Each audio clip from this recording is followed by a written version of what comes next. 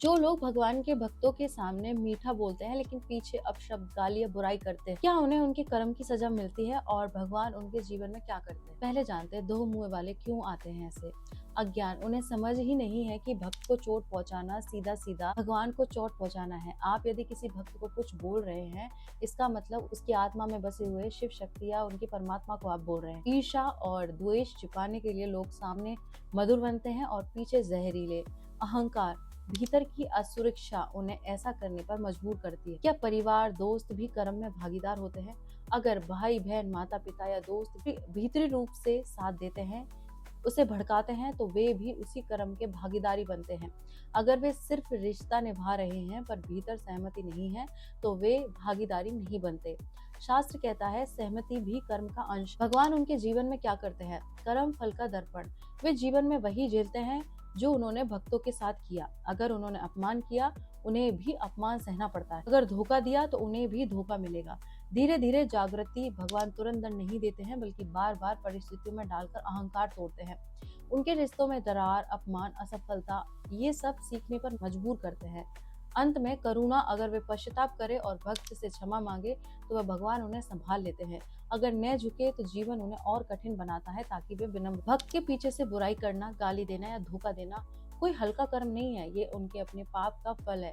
परिवार और मित्र तभी भागीदार हैं जब वे समर्थन देते हैं। भगवान ऐसे लोगों को जीवन के आईने से सिखाते हैं। अपमान, असफलता और कष्ट वही बन जाते हैं जो उन्होंने दूसरों को दिया। भक्त के साथ दो मुआपन करने वाला अंत अपने ही कर्म जाल में फंसता है और भगवान उसके जीवन को ऐसा बना देते हैं कि उसे अपनी गलती का अनुभव। भक्त केवल परमात्मा को ही अपना सब कुछ मान लेता है और बाकी रिश्ते नातों को समान दृष्टि से रखता है। उसके लिए कोई अब अपना नहीं रहता सिवाय परमात्मा के। तो उस स्थिति में भक्त की स्थिति क्या होती है? परमात्मा ही उनके केंद्र होते हैं। ऐसा भक्त अब परिवार, मित्र या समाज को स्वतंत्र रिश्ते नहीं मानता बल्कि सबको ईश्वर का ही अंश मानता है। समान दृष्टि से वो सम दृष्टि पे आता है। उसके लिए माता पिता, भाई बहन, मित्र, शत्रु अब एक समान हो जाते हैं। सब में वही परमात्मा है।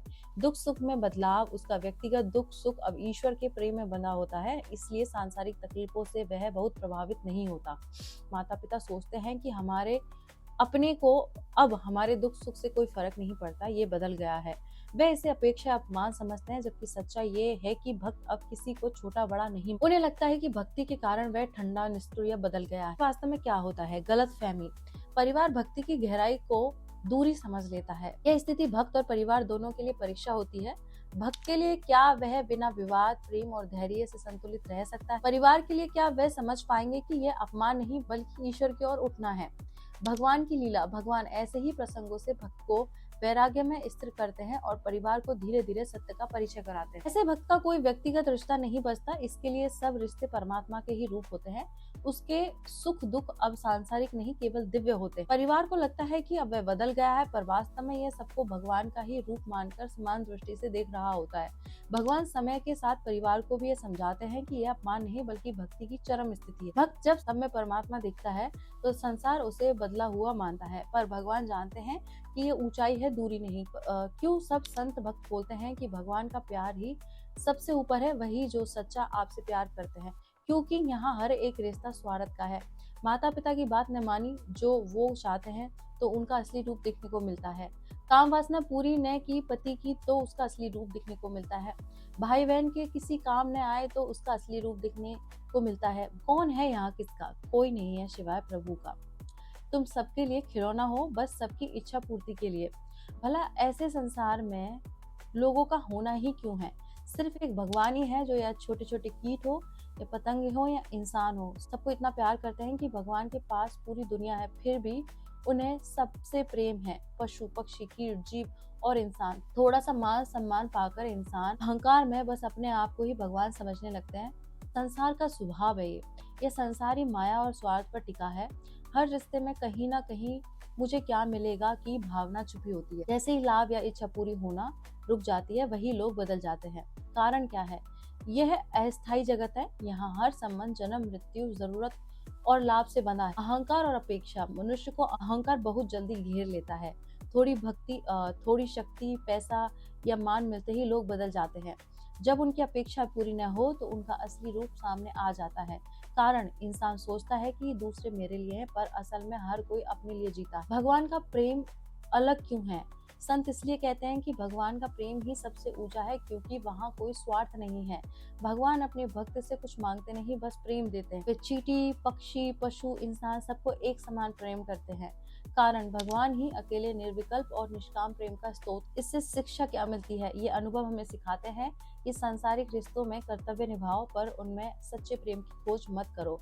सच्चा प्रेम, सहारा और शांति केवल भगवान से ही मिल सकती है। संत बार बार यही समझाते हैं कि जग का नाता झूठा, प्रभु का नाता सच्चा। इसलिए कारण यही है कि ये महामाई संसार स्वार्थ और अहंकार से चलता है, पर भगवान का प्रेम शुद्ध और शाश्वत है, एकांत और शांति का अनुभव है। जो व्यक्ति एकांत और शांति में रहता है, लोग अक्सर उसे अलग थलग समझ लेते हैं। उन्हें लगता है कि इस इंसान को जरूर किसी चीज की कमी है या ये कमजोर है, लेकिन असलियत उल्टी है। वह व्यक्ति तो भीतर से दुनिया के मालिक परमात्मा के साथ जुड़ा है। वो अकेला होकर भी अकेला नहीं, बल्कि संपूर्ण जगत के सहारे के साथ। भीड़ और दिखावे का अंतर। जब लोग भीड़ में रहकर खुद को बड़ा दिखाते हैं, अक्सर वही दूसरों को अपनी इच्छा पूरी न होने पर दुख पहुंचाते हैं। उनकी नीयत सच्ची नहीं होती, वे वासना और विकारों से ग्रसित होते हैं। उनका जीवन आत्म विनाश की ओर बढ़ता है। सच्चा और झूठा सहारा। जो आपको चोट पहुंचाता है वो सच्चा नहीं है। सच्चा वही है जो आपको उठाए, संभाले और शांति दे। और यह सहारा केवल भगवान का प्रेम ही। इसलिए एकांत में बैठा भक्त अकेला नहीं होता, वह उस एकमात्र सच्चे साथी के साथ होता है जो कभी धोखा नहीं देता। वो है सिर्फ और सिर्फ परमात्मा। इसलिए इस वीडियो को शेयर कीजिए और मेरे साथ बोलिए ओम नमः पार्वती पते, हर हर महादेव, शिव शंभो, राधे राधे।